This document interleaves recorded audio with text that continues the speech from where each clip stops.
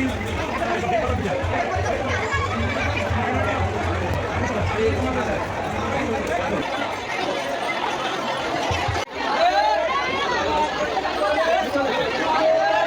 পুজো দিনটা আমার কীরকম কাটলো এবং কোথায় জল ঢালতে গেলাম তোমরা কিন্তু এই ব্লগেতেই দেখতে পাবে। তো চলো ভিডিওটা স্টার্ট করা যাক। 2000 years later. Hello everyone, welcome back to our channel. তো গুড মর্নিং। তো সকালবেলা দেখো আমি স্নান করে রেডি, ফাইনালি আমি যাব কিন্তু আজকে নীল পুজো। আর যেহেতু ভোলানাথকে মাথায় জল ঢালতে যাবো তার জন্য কিন্তু সকালবেলা স্নান করে আমি রেডি হয়ে ফাইনালি আমি এখন গাচ্ছি আকন্দ ফুলের মালা। আর যেহেতু বিকালবেলা আজকে জল ঢালতে যাবো আর বড়মশাইয়ের বাড়িতে নেই, তাই বিকেলেই ভাবলাম যাব। আর আমি এখানে সুন্দর করে মালা গেঁথে নিচ্ছি। এই দেখো আমার একটা মালা কিন্তু এখানে তোমাদের সঙ্গে কথা বলতে বলতে অলরেডি কমপ্লিট হয়ে গেছে। তো এখনও দুটো মালা গাঁথতে হবে। এই দেখো সবকটা মালা কিন্তু আমার তোমাদের সাথে কথা বলতে বলতেই কমপ্লিট হয়ে গেছে। দেন বিকালবেলা এই যে শাড়ি ব্লাউজ বের করে নিয়েছি, এবার এটা পরে আমি কিন্তু যাব জল ঢালতে। তো চলো ড্রেসটা চেঞ্জ করে নেওয়া যাক। তো ফাইনালি আমি রেডি। তো আমাকে কেমন লাগছে বলো তো অবশ্যই তোমরা কিন্তু কমেন্ট করে জানিও আমাকে কীরকম লাগছে এই ড্রেসটাতে। তো এই ড্রেসটাতে আমি বহুবার পরেছি, মানে যখনই আমি জল ঢালি শিবরাত্রি করি তখনই কিন্তু আমি এই শাড়িটা পরি। আর পুজোর জন্য এই সাদা শাড়ি কিন্তু আমার খুব ভালো লাগে, তার জন্যই পরি। আর দেখো সঙ্গে কিন্তু বরমশাইকে নিয়ে যাচ্ছি, যেহেতু বাড়ি থেকে অনেকটা দূরে, মানে অনেকটাই তফাৎ, তার জন্য কিন্তু বরকে সঙ্গে করে নিয়ে বেরিয়েছি।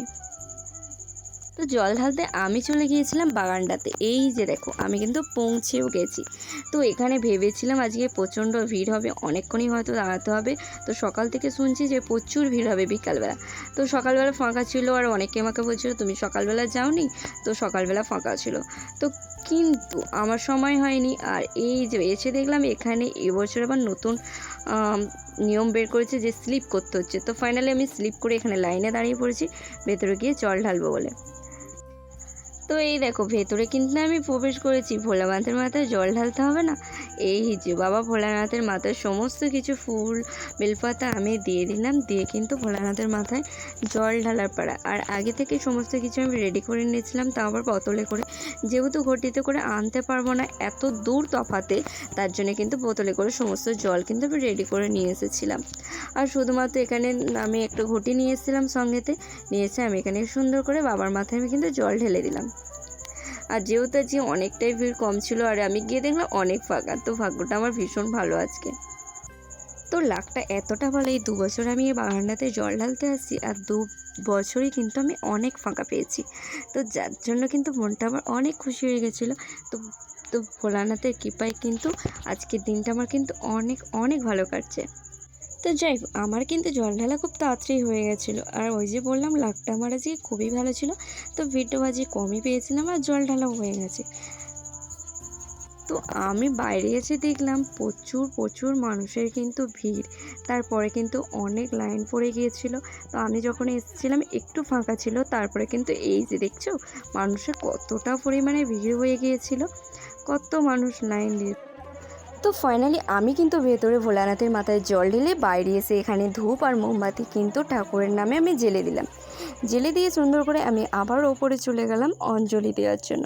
এখানে যেহেতু পুজো দেওয়া জল ঢালার পরে শেষে অঞ্জলি হয়, তাই এখানে বাইরেই মন্ত্র বলছিল। আর আমি ওখানে সুন্দর করে বসে মন্ত্র বলে অঞ্জলিটা কমপ্লিট করলাম। আর ঠাকুরমশাইকে বলছিলাম যে ওখান থেকে একটা ফল তুলে দিতে। তো ঠাকুরমশাই বললো যে তোমরা নিজেরাই তুলে নাও, কারণ আমি অনুমতি দিয়ে দিচ্ছি। তাই আমরা নিজেরাই গিয়ে ওখান থেকে ফল তুলে নিয়েছিলাম, আর এখানে বসে অঞ্জলি দিয়ে দিলাম। আর যেহেতু ভিড়টা কম ছিল, তাই এখানে দুজনে আমরা কিন্তু অঞ্জলি দিচ্ছিলাম। তো ভোলানাথের নামে আমি কিন্তু এখানে অঞ্জলি দিয়ে দিলাম সুন্দর করে। আর আমি যখন অঞ্জলি দিতে বসেছিলাম আমি একা, আর এখনও দেখছো পিছনে কত সবাই বসে গেছে, ওরাও কিন্তু অঞ্জলি দেবে। তারপর ফাইনালি আমার এখানে অঞ্জলি তো দেওয়া কমপ্লিট হলো। কিন্তু এখানে আমি এই 2 বছর আসছি, এখানে কিন্তু একটা মেলাও হয়। তো চলো মেলাতে তো ঘুরতে যেতেই হবে, বলো এখানে এসছি আর মেলায় ঘুরবো না তা কখনো হয়। তার জন্যে কিন্তু বড়মশাইকে সঙ্গে নিয়ে চলে গেলাম মেলাতে। আর যেহেতু অনেকটাই বেলা ছিল বিকালবেলা, আর আগের বছরে এসেছিলাম আমি কিন্তু রাত্রিরে, তো মেলাটা কোনো রকমে ঘুরে চলে গেছে। আজকে ভাবছি মেলাটা ভালো করে ঘুরবো, একটুখানি বসবো, ওয়েট করবো, তারপরে বাড়ি যাব। তো আজকে দেখছো বেলাবেলাই এসেছি, আর মেলাটা সুন্দর করে চারিপাশটা কিন্তু ঘুরে নিলাম। তো ফাইনালি আমরা কিন্তু দুজনে মেলা ঘুরতে ঘুরতে অনেকটাই সন্ধে হয়ে গেছিলো। আর মেলায় ঘুরে টুরে ভাবলাম যে চলো, যেহেতু আমরা ওখানে জল ঢেলে বাতি দিয়ে আমরা মেলার দিকে চলে এসেছিলাম, আর তার জন্য কিন্তু আমরা আবারও ওখানে ঢুকলাম ঠাকুরের কাছে, মানে ভোলানাথের কাছে গিয়ে দেখছি এত পরিমাণে ভিড় ঠাকুরতলাটা, মানে মানুষের সন্ধে যত হয়েছে তত ভিড় বাড়ছে। তো প্রচণ্ড পরিমাণে ভিড়। তো আমি ভালো করে পুজো দিয়েছি। তো তো যাই হোক, আমি আজকে খুব খুশি।